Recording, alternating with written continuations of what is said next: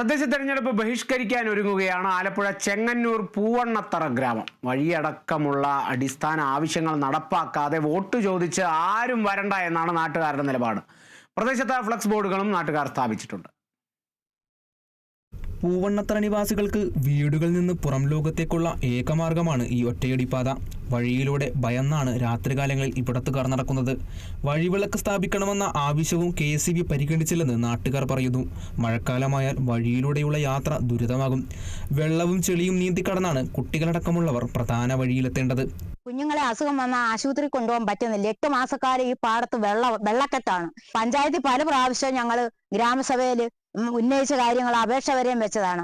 ഇന്നേ നാൾ വരെ ഭരണങ്ങൾ മാറി മാറി വന്നിട്ട് ഞങ്ങൾക്ക് ഇന്നേ നാൾ വരെ ഒരു വഴി ശരിയാക്കി തന്നിട്ടില്ല. തൊഴിലുറപ്പുകാരെ കൊണ്ട് ഇപ്പോൾ ഉള്ള വഴി ഒന്ന് ചെത്തി തെളിപ്പിച്ചു പോലും അവർ സന്മനസ് കാണിക്കുന്നില്ല.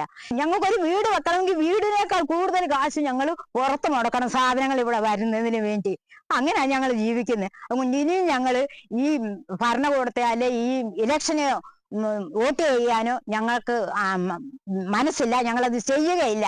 പതിറ്റാണ്ടുകളായി നാട്ടുകാരുടെ ആവശ്യമാണ് വാഹനം കടന്നുപോകാൻ കഴിയുന്ന ഒരു വഴി. പലതവണ ഈ ആവശ്യം ഉന്നയിച്ച് പലരെയും കണ്ടെങ്കിലും ഒന്നും നടന്നില്ല. ഇതോടെയാണ് തെരഞ്ഞെടുപ്പ് ബഹിഷ്കരിക്കാനുള്ള നാട്ടുകാരുടെ തീരുമാനം. 200ഓളം വോട്ടർമാരാണ് ഇവിടെയുള്ളത്. പഞ്ചായത്തിലൊരു പൈപ്പ് കണക്ഷൻ വെച്ചപ്പോൾ അവർ ആദ്യം പറഞ്ഞ കാര്യം വഴിയില്ലാത്തതുകൊണ്ട് തരാൻ പറ്റത്തില്ലെന്നാണ്. ഈ ഒരു രാത്രി ആയി കഴിഞ്ഞാൽ നമുക്ക് ഈ താഴോട്ട് ഇറങ്ങി കഴിഞ്ഞാൽ 2 വീട് കഴിഞ്ഞാൽ പിന്നെ വഴിവിളക്ക് സൗകര്യമില്ല.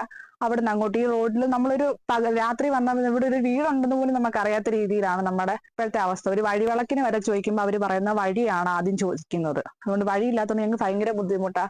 വഴി ശരിയാക്കാതെ വോട്ട് ചോദിച്ച് ആരും വരേണ്ട എന്ന ഫ്ലെക്സ് ബോർഡും നാട്ടുകാർ സ്ഥാപിച്ചിട്ടുണ്ട്.